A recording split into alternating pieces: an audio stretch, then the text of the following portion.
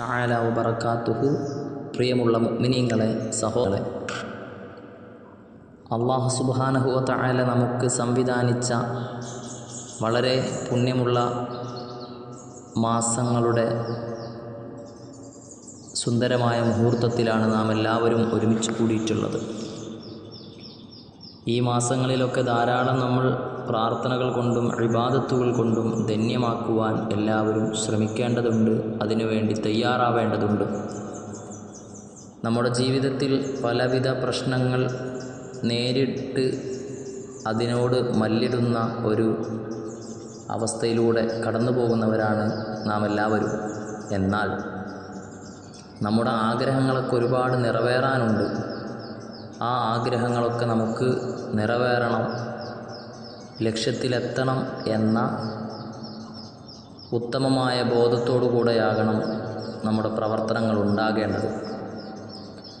ഞാൻ ഈ അവസരത്തിൽ നിങ്ങളോട് പറയുന്നത്, നമ്മുടെ ആവശ്യങ്ങൾ മുൻനിർത്തി റബ്ബ് സുബ്ഹാനഹു വ തആലയോട് ആത്മാർത്ഥമായി കൊണ്ട് പ്രാർത്ഥിക്കുകയും അതിനുവേണ്ട പരിഹാരങ്ങൾ തേടുകയും ചെയ്യുക എന്നുള്ളത് നമ്മുടെ കടമയാണ്, നമ്മുടെ ബാധ്യതയാണ്.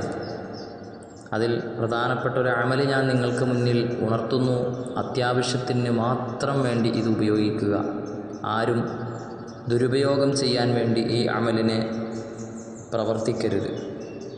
നമ്മുടെ എന്താഗ്രഹമാണോ ആ ആഗ്രഹം നിറവേറാൻ വേണ്ടി നല്ല ഉദ്ദേശത്തോടുകൂടെ നാം ഈ അമല് ചെയ്യുകയാണെങ്കിൽ റബ്ബ് സുബ്ഹാനഹു വ തആലയോട് നാം എത്രത്തോളം ആശ്രയിക്കുന്നുവോ അത്രത്തോളം അവൻ്റെ പക്കൽ നിന്നും നമ്മുടെ പ്രാർത്ഥനയ്ക്ക് ഉത്തരം ലഭിക്കാൻ എളുപ്പം സാധിക്കുന്നതാണ്.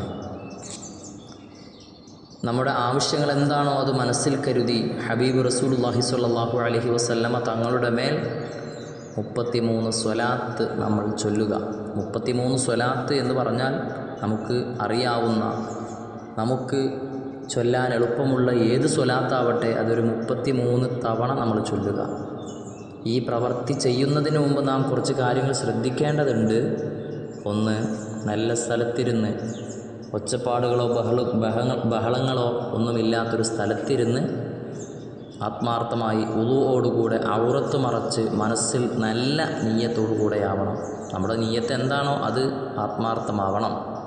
അങ്ങനെ 33 സ്വലാത്ത് നമ്മൾ ചൊല്ലി നമ്മുടെ ആവശ്യം മുൻനിർത്തിക്കൊണ്ട് ഒരു 170 തവണ ആയത്തുൽ കുർസി, ബിസ്മില്ലാഹിർ റഹ്മാനിർ റഹീം, അല്ലാഹു ലാ ഇലാഹ ഇല്ലാ ഹുവൽ ഹയ്യുൽ ഖയ്യൂം എന്ന മഹത്തായ ആയത്തുൽ കുർസി ഒരു 170 തവണ നാം ചൊല്ലിത്തീർക്കുക. ആ 170 തവണ ചൊല്ലിത്തീർക്കുന്ന ആയത്തുൽ കുർസി ഒറ്റ ദിവസം കൊണ്ടാവട്ടെ, അല്ലെങ്കിൽ 2 or 3 ദിവസം ഈ പ്രവർത്തനങ്ങളൊക്കെ ചെയ്ത് ആയത്തുൽ കുർസി 170 എത്തിക്കുന്ന രീതിയിലാവട്ടെ. അങ്ങനെ 170 ചൊല്ലിയതിന് ശേഷം വീണ്ടും 33 സ്വലാത്ത് ചൊല്ലിക്കൊണ്ട് അവസാനിപ്പിക്കുക. ശേഷം നിങ്ങളുടെ ആഗ്രഹം അള്ളാഹുവിനോട് പറയുക.